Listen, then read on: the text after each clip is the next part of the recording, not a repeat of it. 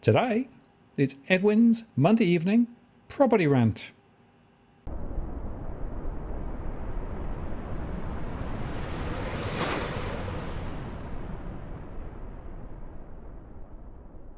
Hello again, it's Martin North from Digital Finance Analytics. Happy New Year. First rant of the year with Edwin. Hi Edwin, how are you doing? I'm doing fine. I hope you're well. How are you coping with 2023 thus far? Yeah, it feels a bit like 2022 all over again, frankly. No, except with it's going to get pricklier. It's going to get wackier and pricklier as far as I'm concerned. I mean, 2022, we ushered out 2022, the year of preparation, heads down, tails up. Now it's 2023, the year of the hustle, Martin. We've got to hustle. Otherwise, we've been saying, there's going to be a lot of industries that are going to shrink and a lot of industries that are going to potentially disappear altogether. Businesses for sure are under a lot of stress. So hustle, you can be a white collar worker by day and blue collar cleaner by night. Well, it is interesting. There's stuff I'm reading from the UK. They've had a huge closure of independent retail stores over the last few months. Wow. We're seeing the same here in Australia in my surveys too. I think a lot of people are hanging on over the Christmas period, but now with Christmas out the way, we're going to see, I think, a failure of small business retailing. And of course, some of the holiday traffic that people expected to see didn't happen for various reasons as well. So I think you're right, 2023 is going to be prickly.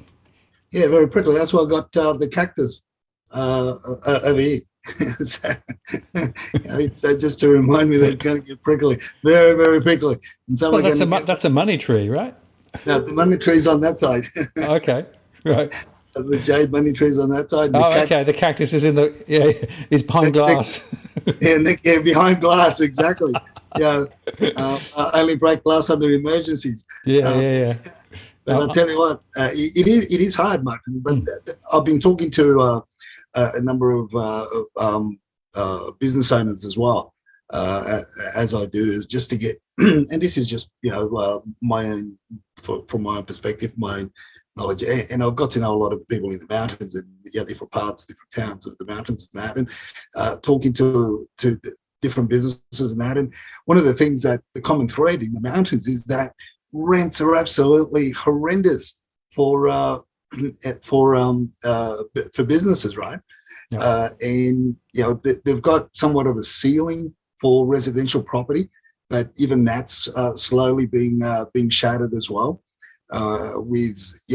Because there are more and more migrants moving up to the mountains. We're seeing a lot of the Indian community. We're seeing a rise in the Indian community. Talking to the property managers and real estate agents that we know in mountains, they've seen a huge increase from their perspective as well with regards to this, new faces, as they say, which is rather interesting. So I guess in a way, the mountains, the mid mountains, and the mountains are going to be could potentially move into those areas where what I talk about is the WeChat chatterers in parts of Sydney, how they break the rental ceilings, and that is by room accommodation, by basically effectively converting homes into room lettings and getting a lot more.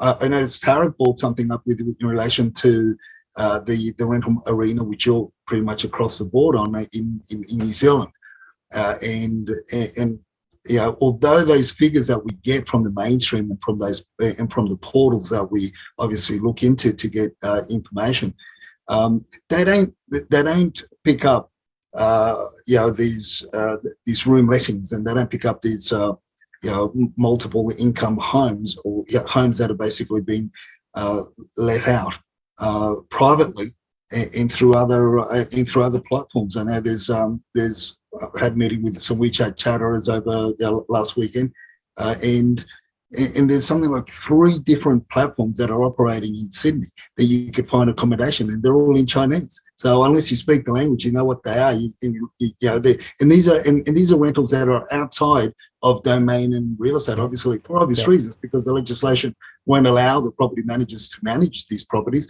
So there's more and more properties being rented privately, more and more properties going into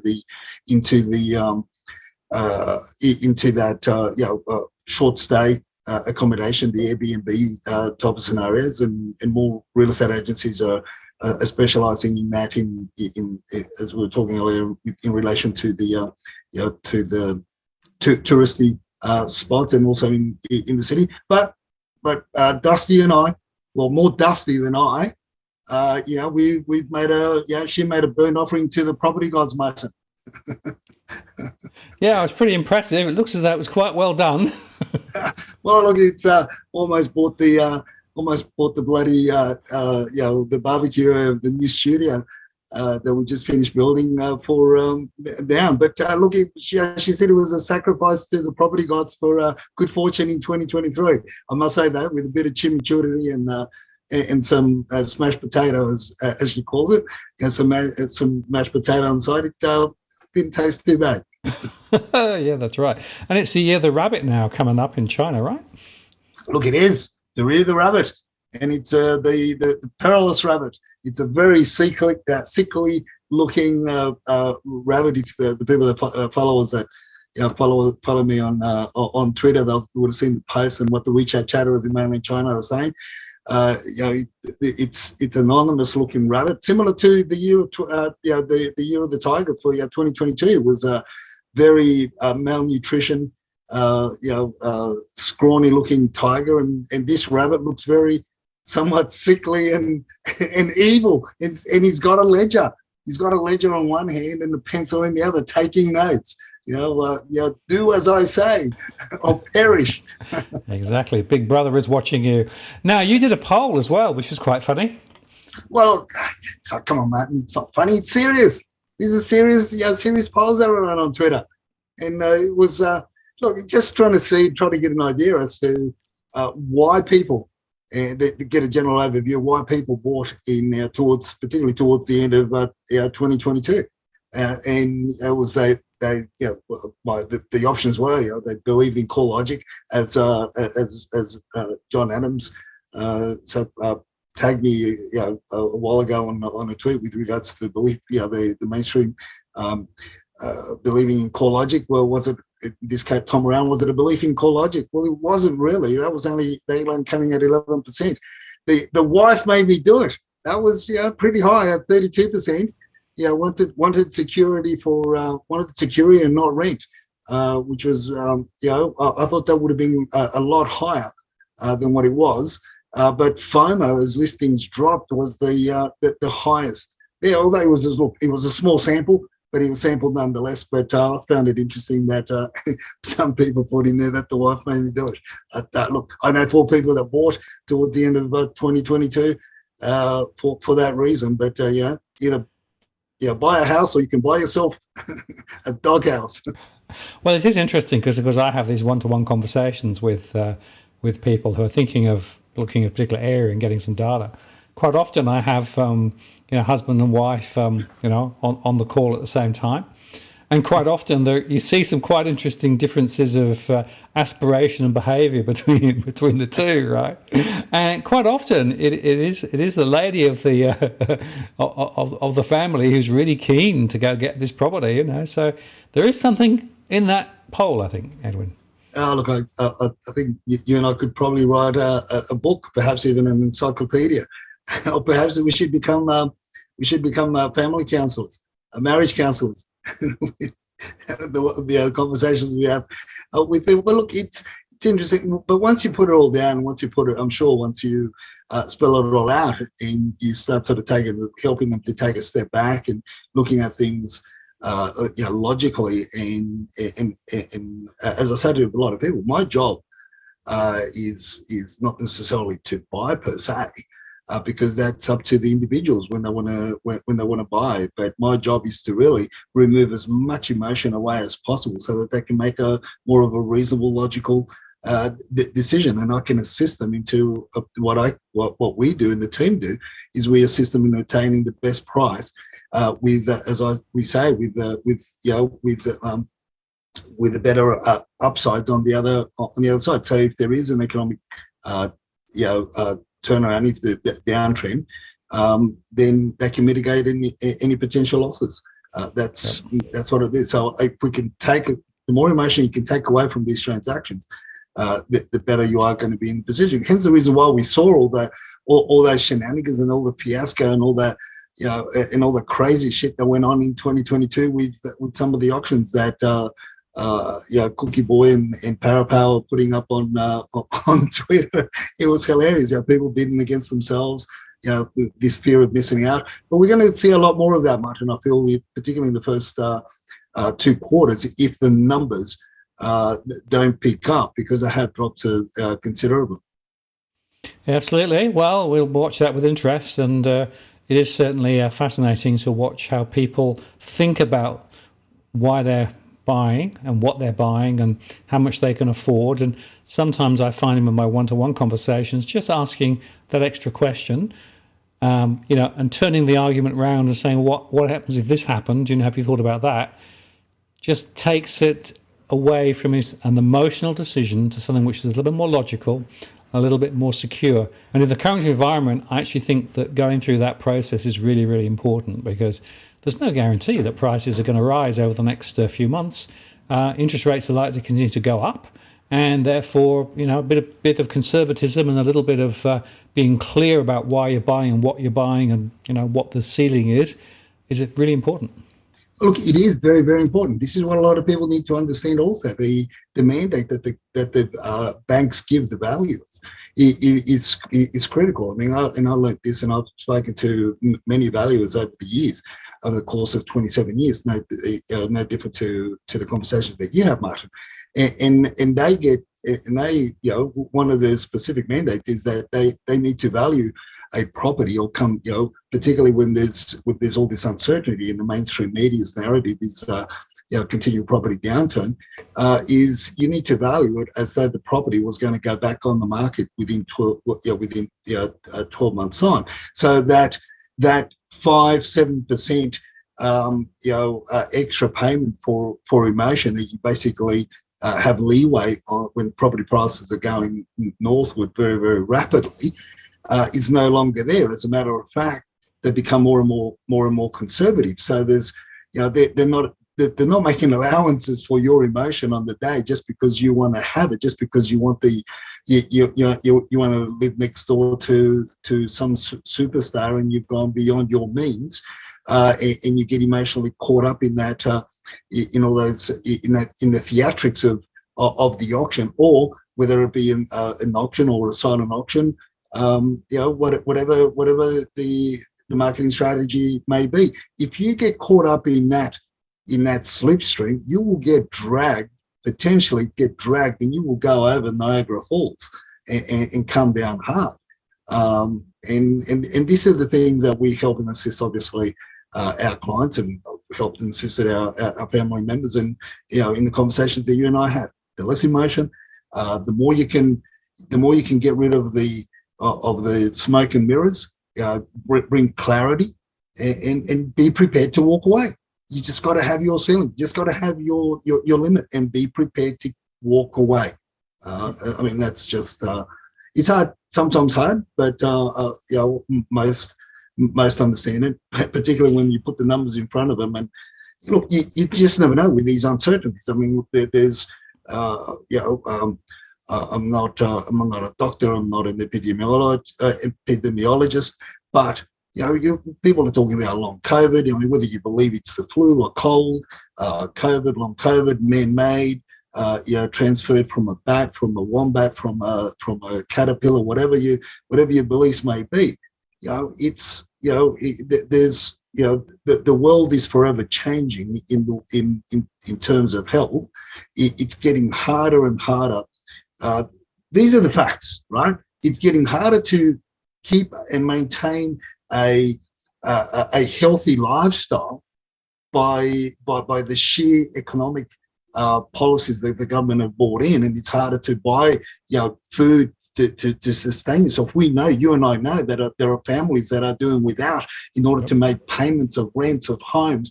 The rental payments have increased from 30% to potentially 40, even 60% in some cases that I'm aware of their income. I mean, these are the things that are happening out there. So in terms of living a healthy life, it's getting more and more expensive. So these are the things that people need to take into account. And we're not getting older. We're not getting younger by the day. We're getting older.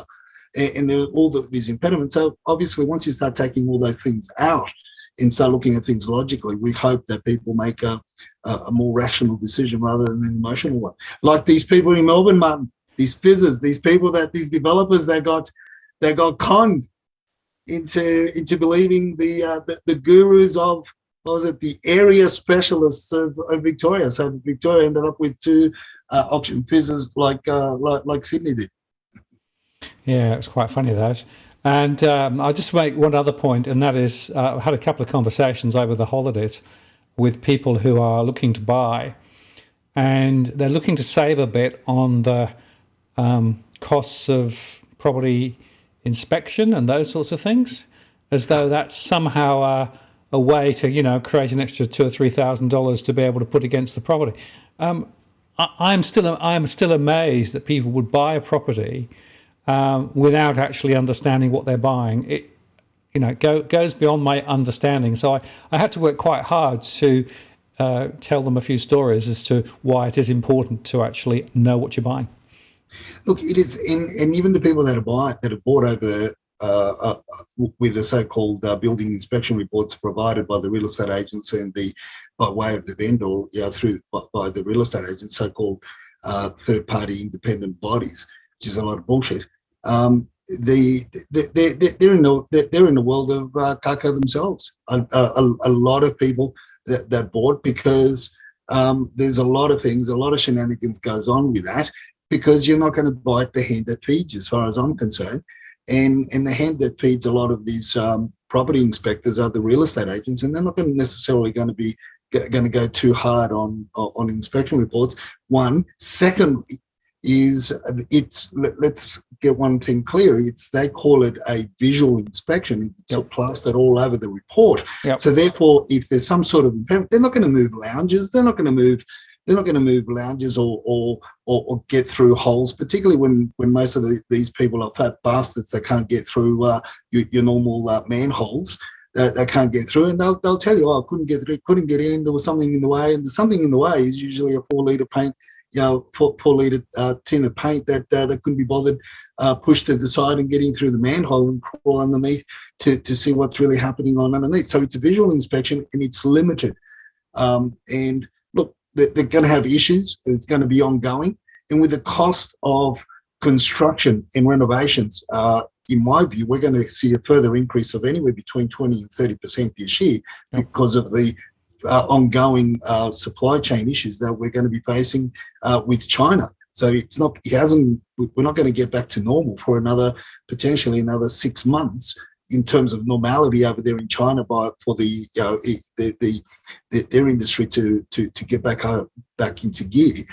And then how long is it going to be before we get the goods and the products here? And we're not a big nation, so they're going to be supplying other bigger companies, bigger nations, bigger distributors. Then we're basically last on their list in terms of getting goods anyway. So these are the issues that people need to mitigate, and by spending that little bit extra at the beginning, that can save themselves tens, if not hundreds of thousands of renovations and repairs in the future. Yeah, absolutely. Well, you're certainly preaching my gospel, because I believe that people need to do their due diligence, and as you say, can't necessarily just take on trust what the high-level inspection provided by the vendor, the independent inspection, actually says. Now, another interesting article here. This is about the first apartments that are actually going to gain from China's reopening. Look, this is the narrative, Martin. This is the narrative that the mainstream are pushing. If you notice, over the last few days, and it's all to do around the obviously what the WeChat chatters been telling us, what's happening there in China and how we're going. So we're going to sort of more or less emerge the first story, or this story, with what the WeChat chatters have to say in order to keep our followers and our viewers ahead of the times. So with the Financial Review and your good friend Nerida Knibsby, all of a sudden saying that, wow, this is it. This is going to save this is going to China's so-called, opening up the borders, opening up for the people to fly out and for others to fly in. It's going to all of a sudden save the newly built apartment market here in Australia. In the first page, the second paragraph, it says developers that were keen to sell to offshore buyers could once again jump on a plane to go and market projects. Ray White, chief economist, Nerida Conisbee, Martin North's good friend, said. Yeah, it is interesting, isn't it? Very interesting argument there. And it's all going to be happening in the first quarter, of course. Yeah, it's going to be happening because, look, they just don't understand policy. They really don't understand. And this is why we feel it's very, very important to understand. This is why what we get from our WeChat chatterers there in China is critical, and it keeps us in the forefront of, it keeps us weeks, if not months ahead of what the mainstream are reporting here. They just don't get it. Obviously, with that, that's supposed to, what is it supposed to do? What is the point of that article other than to try and spur spooking? Spur people. Oh shit! The Chinese are coming. That's it. The Chinese are coming. Exactly. Let's jump in the market quickly. Let's start buying off the plane. No, just hold back. I mean, there's further down in that article, they continues to say there will be a lot of project marketers heading over to China now that they can get over there. Mrs. Conisbee, Martin North's best friend, said on Wednesday. The process would have begun. Bullshit. We should start to see an impact by the end of the first quarter next year. Martin North's best friend. No, come on. And it was worth saying, of course, that was before the testing, which is now going to be brought in. So anybody coming in from China has to be tested for COVID before they come. So that's another little dampener on this whole thing. Yeah, but Martin, what you need to do, right? What you need to do is you need to send Nerida the podcast, our last podcast for 2022. Yeah. And in that, they're the mainstream media articles that we share, but from our WeChat chatterers there. And what is the current policy? What is the current monetary policy that the equivalent of the RBA have over there? Right? And that is to keep money in there. Hence the reason why they've made the banking system, they're pushing local governments, supported by the CCP, are pushing very, very hard for local Chinese to invest locally. Let's not forget, they're still very hard into printing money, so they can't afford to have that money leave the country. Otherwise, it's further demise for the economy. That is my understanding of QE. Would that be correct, or did I miss it altogether?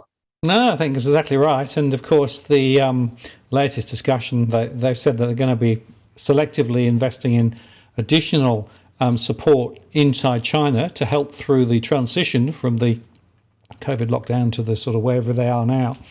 And I have to say that I think the idea of testing people coming into Australia from China is more political than anything else, because if you think about it, we're letting in boats of people coming on these tours on the cruise lines already, right? With half of them have got COVID on the way in. So it's like, well, you can do it over there, but not over here. I'm not sure it makes a whole lot of sense. But then, of course, Australia is following the US and the UK and other people. So everyone's down the same rabbit hole, as it were, there. But your point is dead right with regard to government stimulus and the way that that's going to be actually locked within China as far as possible to support the economy there. So I'm afraid that people who are saying that Chinese buyers will save the Australian market are, I think, barking up the wrong tree. And, of course, here's another one from your friend Larry. Right. Good old Larry. Yeah, he's mine. Yeah, good old Larry. Look, this is in the first paragraph here, he writes, in deeper pool of Chinese buyers. Sorry, Larry, it ain't going to happen, mate. It really isn't going to happen. But look, he does bring other points in that article. He does raise other points, and that is expats and people that are holding permanent residency here We ourselves are already being approached by people with as much as anywhere between $3 and $7 million that they want to bring back into Australia from other parts of Asia.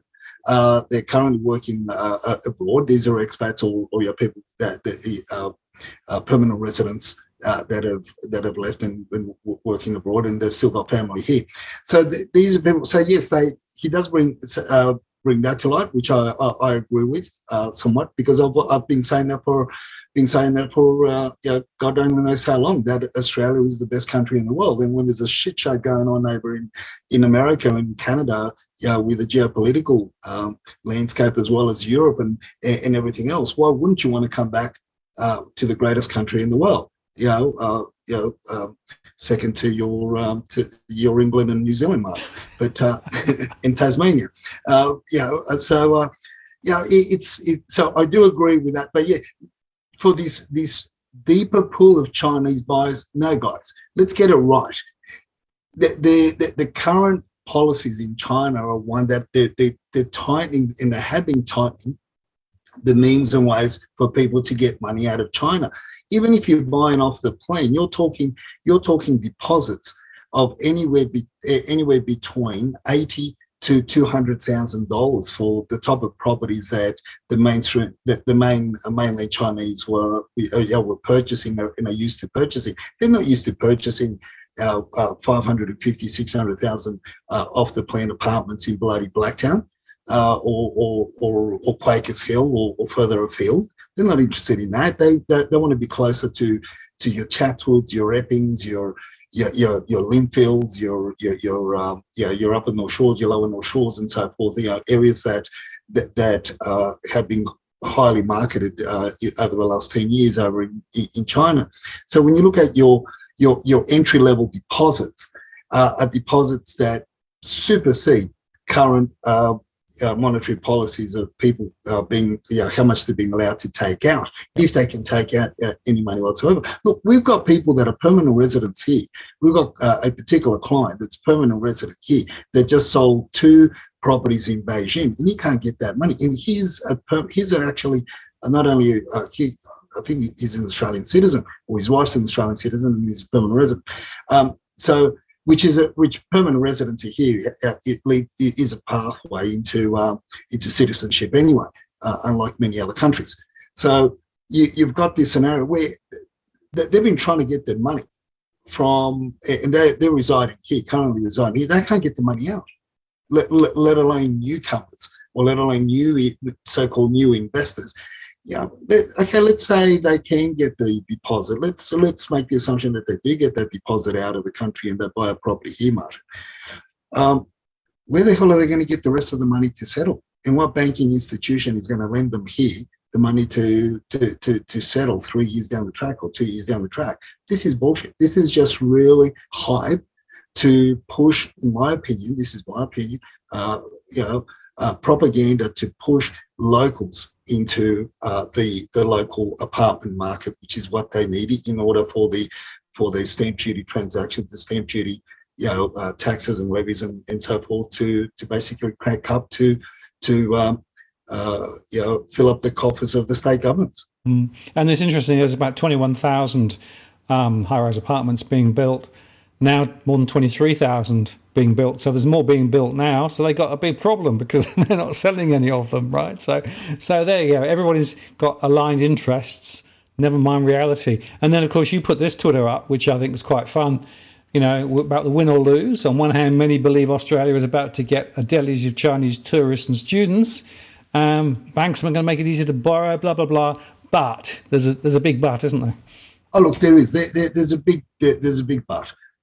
With this, and the amount of students that are going to come out, it's not going to be in the plane loads of that we got previously in previous years before COVID. As I said, the monetary policy, and in that Twitter thread, I put down Dusty and Evans' also tweet of it's in Chinese, it's not translated.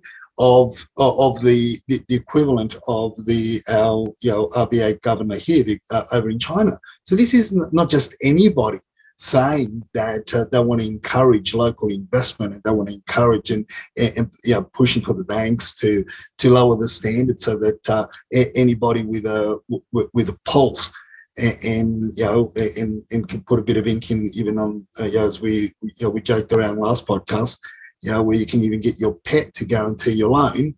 That's the way it's going over in China. Anybody with a pulse can basically, that's under 65, can basically apply for a loan. They just want to bring in any type of money into that property. So they're not going to let money come out.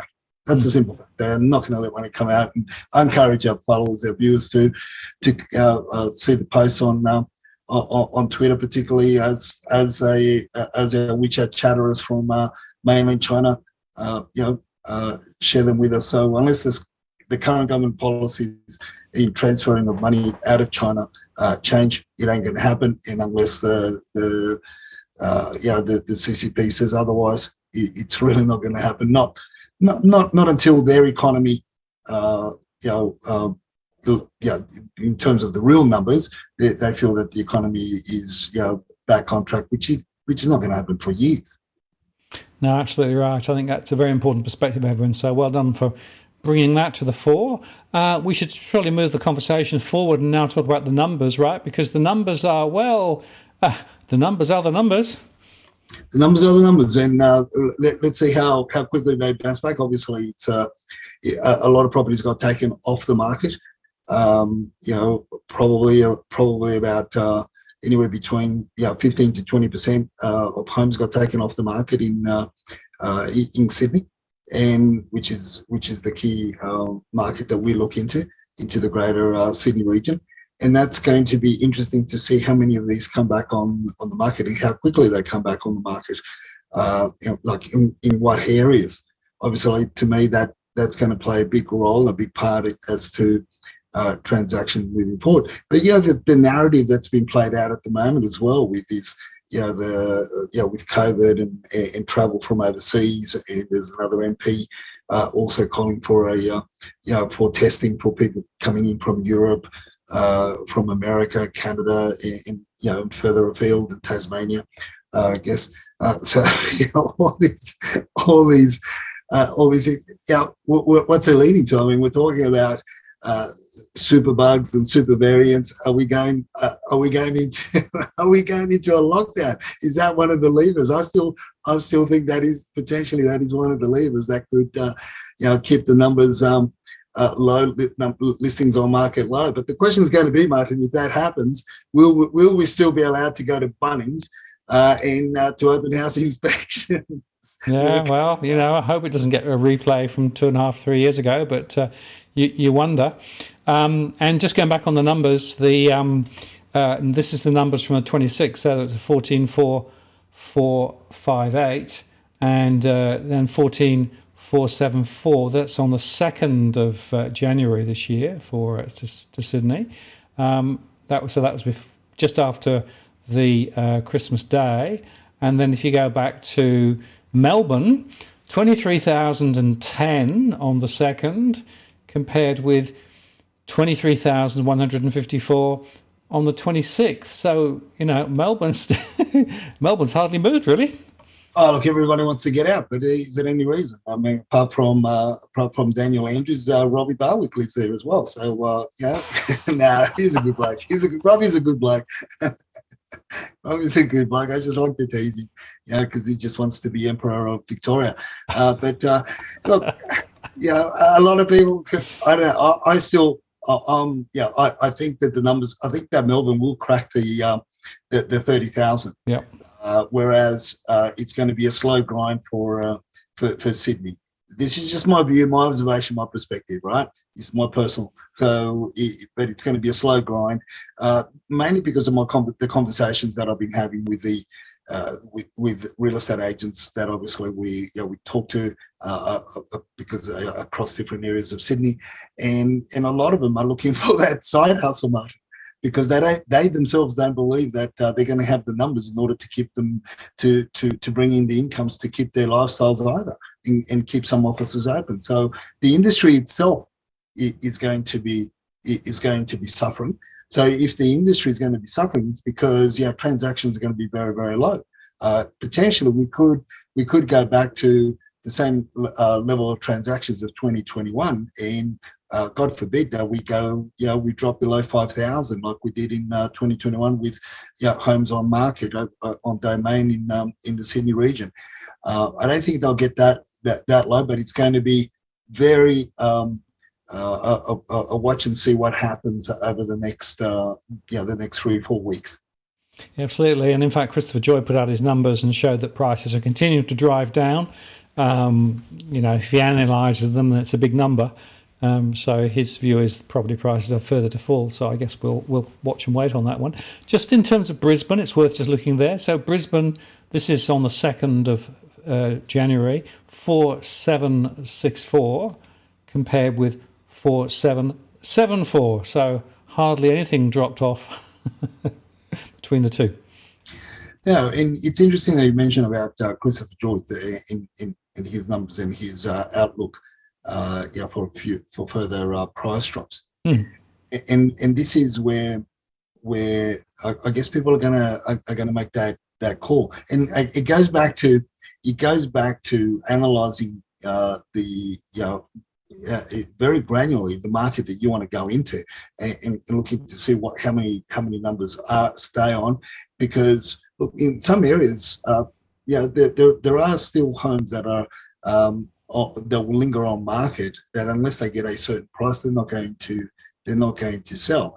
And this is where the retirees, the empty nesters, they're the ones that perhaps are going to dictate at least the first quarter in Sydney as to whether or not they come on the market and take that hit, or wait it out to see if there's going to be future change down the track. Because at the end of the day, they own it outright. They're only, in most cases, they own the properties outright, and the only outgoings are obviously by way of council rates, water rates, and maintenance.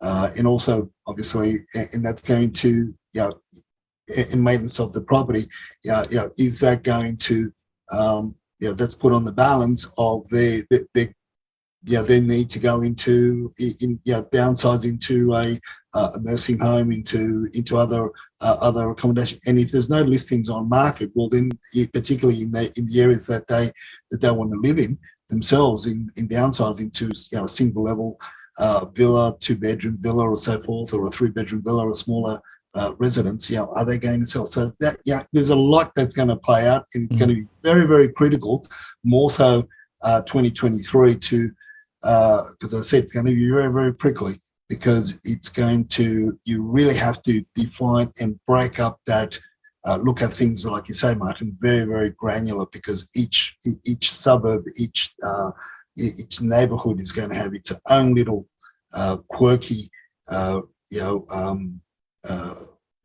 things and demographics and things, moving around. The chess pieces are going to be moving all over the place. Yeah, and these averages across Sydney or Melbourne or Brisbane are meaningless, right? Because you've got to look at the local conditions at the postcode or even below postcode level, houses and units behaving differently. And as you say, there's some different imperatives. So some people are choosing to think, well, maybe I can sell now before prices continue to fall, and I've locked in some equity, I can do things with that. There are others thinking, well, maybe if I don't get what I need to get, what I can do is let the property and make an income, because the rentals are actually still rising. So there's an interesting dynamic between rental and sale prices as well. So there's a lot to keep an eye on, and you got to go granular to really understand this. You can't talk aggregate averages, I think. No, definitely not. Yeah. Now, just in terms of auction sales, not a lot. No, not a lot, but it's going to. I just put this up, although it'll be interesting to see how many open homes are listed, still live, come on live on this on Saturday. Saturday morning is going to be is key always to see, because if you look at the numbers they open for inspection so far, there's 2,435 that are currently listed on the market in Sydney, and there's four auctions. Look, I know it's early days, and it's the first auction for the year, but the that and like I said, it's early in the week, but we're gonna see how many more open homes there are. But to me, it's almost this eerie feeling that in one of my predictions for 2023, I think there's going to be less properties. And we could end up with about 25% less properties being sold by way of auction because people are going to be hesitant to go on the market. And as they don't want to be the laughing stock of the neighborhood if the properties fail to sell on the day, and they particularly don't really want to disclose to the neighbours what they really want to sell for. Anyway, people are very very private, so it's going to be an interesting thing. So I know it's the first one, but again, I'm going to keep a very close eye on that on how many properties are actually go to sale by way of auction. But in relation to auctions, though, unfortunately, one of the predictions that I put out for 2023, at the 18 predictions, one of them is I believe that underquoting is going to be much worse in 2023 than what we saw in the rise of underquoting in 2022 from 2021 and from when the new regulations got brought in, for that matter. Yeah, well, let's talk about your predictions, right? So your thoughts in terms of what might be going on. I think there are 18 predictions that we can go through. Yeah, quickly. Domain and real estate will take up more space in the property arena. I think we're a lot closer for domain and real estate to move into like what I call purple bricks 2.0 scenario, where domain and real estate actually start eating the industry's lunch and take on somewhat of an agency role, a licensed agency role, because the revenue for domain and real estate has come down rather considerably over the last 12 months, from $2.4 billion a year in marketing to about 1.8 billion collectively, whereas the commissions are still around anywhere between 13 billion to 15 billion. And they're basically saying, well, you know what? People, when they want to sell a home, they come to our portals. When they want to buy a home, they come to our portals. Why does the real estate industry make 15 billion and we only make 2 billion? And I've said that, been saying this for about 6 years. And back then I said it would be about 5 years before we see domain and real estate take on that role. And I think we're a lot closer, not only because of this, but other industry specialists in other areas as well, where that noise has been perpetuated because of the questions that the domain's been asking in certain areas. So I feel we're a lot closer. Potentially we could see that one of the two launch that towards the end of this year, Martin. Yeah, I think it's certainly very likely with the way that the market is going. And as you say, the value is sitting in commissions. They don't get much of that. They want to get a share of it. So it makes sense. And frankly, they control the markets, don't they? Because they control the platforms. And we built them. Yeah, I know. We built the beast that's going to eat us. So subsequent to that, I feel we're going to see 22. Not only that, but the pain that the industry is going to there aren't a lot of transactions overall when you think about the fact that there's 57,000 or so real estate agents in New South Wales. 27,000 of them reside in Sydney. So I feel that there's going to be anywhere between 20 and 30,000 selling agents exit the industry this year. Sydney's home sale listings will remain low in the first quarter to first half. What's another one? Elon Musk will list Twitter by the end of the year. That's one of my favorites. You missed over the caravan in tent cities. Oh yeah, look, caravan in tent cities will be the norm as rental stress increases. Not only, Martin, the distressing thing is that I can really see that because of the rental stress, but the other thing is that you look at what's happening in Lismore after the floods in Lismore. People since then, how long ago were the floods there in Lismore? And since then, there are many people. I mean, some ridiculous amount of people still living in their bloody cars and in trailers to this day. It's heartbreaking, and again because there's not enough rentals, and when you have more this climatic issues that we've been having and these floods that we've been having. In one of my previous predictions, I said that 2023 we'll see Marsden Park, Schofield, and those areas underwater. Water views. Exactly. So, but the sad thing about all that is, Martin, is that how many families and children and pets are displaced and they're going to be without. So this is why caravan and tent cities are going to. We're going to start seeing some of that in a lot of areas, unfortunately. Yeah, and then you mentioned Elon Musk will list Twitter, so it would be funny if it comes back on the market again. And local WeChat chatterers will drive property prices back to 2021 figures in parts of Sydney. They will. That is, as I said, I met with a group of WeChat chatterers, before New Year, and look, that's it. It's they're cashed up. They're going to go there because for no other reason other than they don't feel safe in a lot of other investment arenas, and they feel property is, and they can break their own. They've got no shame. They will go and put turn a 3-bedroom house into a 6-bedroom house, and put with 1 bathroom into a 6-bedroom house with 4 bathrooms and 3 kitchens, and they basically don't give a shit. Because at the end of the day, they feel that they're going to be managing it themselves, and they see the need. And a lot of homes, a lot of places have already been doing that. That is how they break the rental ceiling. You break the rental ceiling in a suburb from about $700 a week rent to getting anywhere between $1,200 and $1,300. So this is why they've been preparing themselves. And the biggest push for the local WeChat charters for this is going to be, they feel that the bottom of the market is going to be end of February, March. Very interesting, yeah. And also more disruption in the real estate industry generally because of lower property transactions, which is what you referred to a moment ago. Exactly. Cost of renovate and build, obviously, that'll increase by another 20%. Sure thing. Even our treasurer is just talking about it. I think Dom Perrottet, that guy that follows us and watches our shows. I think he must have sent him the link of a previous podcast because we were first came off the rank weeks ago with that. And we said that there's going to be issues. He's talking about supply chain issues, not only into the property industry, the property arena, but also in other industries as well. So it's more pain to come. Things aren't going to get better for industry's not going to get back into 100% productivity there in China for another 6 months. Yeah, absolutely. And it's interesting because you then went on to say eggs is up. I reckon eggs are going to hit the $20 a dozen mark. Well, you're well placed with your rooster and chickens, right? Well, that's right.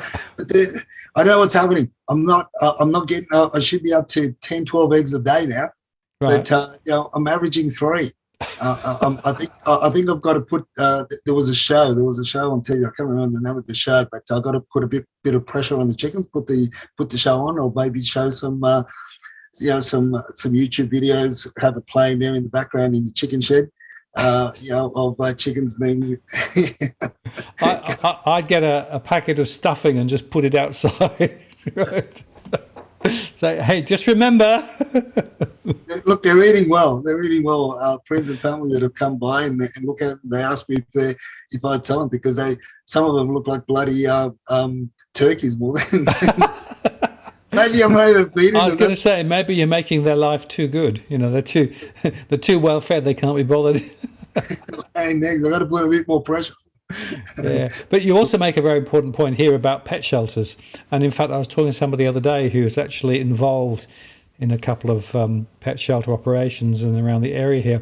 And it's funny because, of course, through COVID, they didn't have any pets in shelters because everybody wanted pets, but now it's completely different. So they're swamped with dogs and cats and other animals because people are unable to afford the costs of feeding them, vet bills, and all the other ancillary costs. So it's complete reversal, and they really don't know what to do now. No, and the other thing, Martin, is in my industry, which I'm absolutely hang my head in shame. The industry is that property managers, which the property management arena is what I went into first when I got into real estate, and unfortunately, a lot of property managers have turned their backs and will put any applicant with a pet at the bottom of the pile. It is dreadful. It is. Hence the reason why, Dusty and Evan have applied with the RSPCA to become patrons and carers whilst people are looking for accommodation and look after them now that the studio's finished. Absolutely, yeah. It is unfortunate, despite the legislation and in theory, accommodation. Everything works well in theory. Yeah, I was going to say accommodation, including for pets, should be okay, but no, in practice, not the case. And just in terms of completing that part of the list, price of second-hand cars will drop by as much as 30 to 50%. Of course, they went up through COVID. Shoplifting up, and drug and hydroponic labs up. Hydroponic labs, yes. Marijuana, caca, will be out. We're going to see more of that, and we're going to see more of that in areas of your Liverpools, those areas, your Hoxton Parks, in bigger homes, and also you're going to see that in the northwest regions, and particularly where in areas where you're going to have your bigger homes. They seem to be these hydroponics seem to be targeting bigger homes, and in areas where property managers aren't active in terms of their periodic inspections. It's uncanny. They know that it's almost like they know which areas have the weakest property management type of services, and they'll target those areas. How interesting. And then the last three are very amusing. Yes. Underquoting. Yeah, that'll rise in Sydney and Melbourne for sure. 100%. I'm convinced of that, because as the industry goes into more pain, obviously they will overquote to get the listing and underquote to try and sell it. This is where a lot of my colleagues in the industry will get themselves into a lot of trouble, because they will over promise. In other words, they will say that they'll get a vendor, they'll get them 1.5, they'll convince them to guide it at 1.3 and sell for 1.4, because I call it market forces and price on the day and all this other bullshit, and potentially. And there is precedent where vendors will take them to task and will sue them for the difference, because it's all on paper, and this is where the industry will get themselves into a lot of trouble. But they won't be able to help themselves, because they want that sale. They want that sale, and they think that underquoting is the way to sell property. And as the market drops, Martin, people will be less reluctant to pay more. It's just natural. Natural science.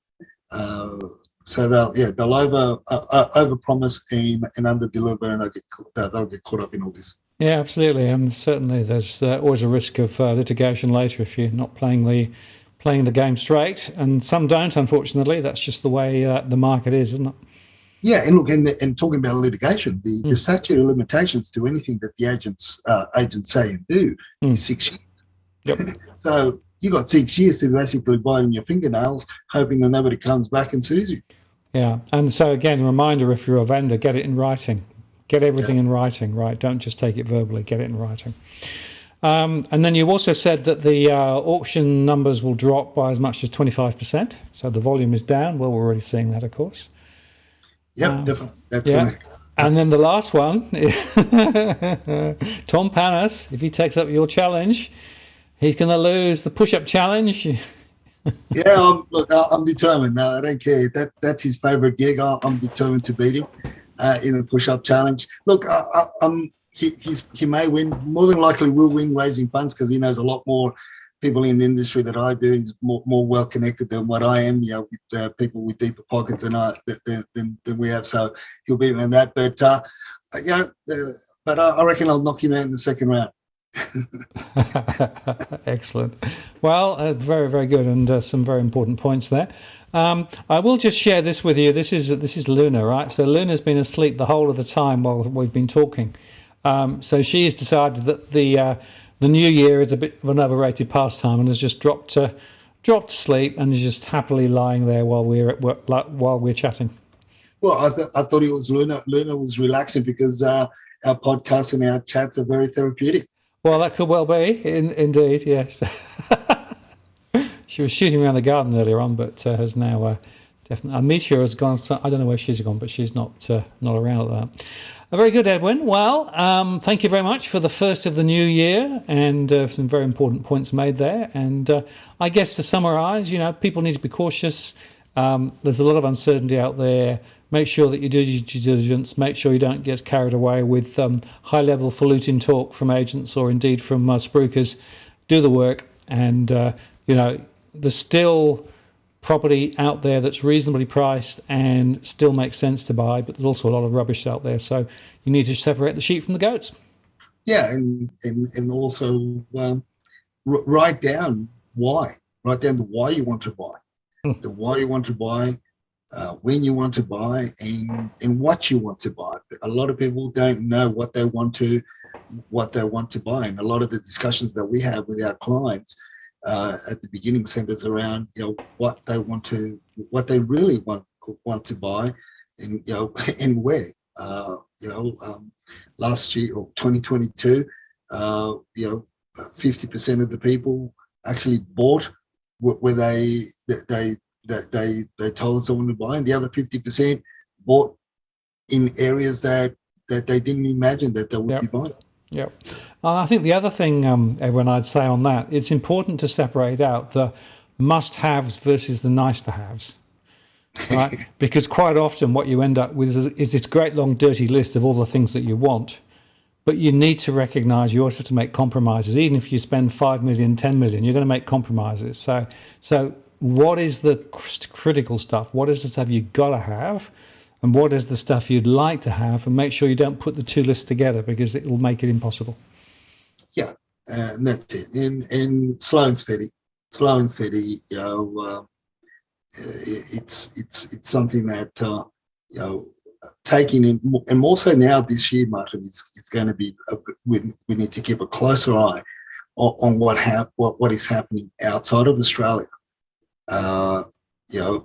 Just as much as what's happening inside of Australia in locally, because it's there's so much happening. That's why I say it's going to get wackier and it's going to get very, very prickly.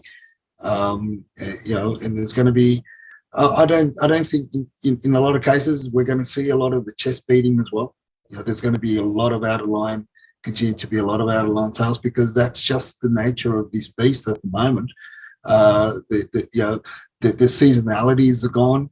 You can't sort of say, this happens, this happens when, this happens, happening because as government changes policies and changes, the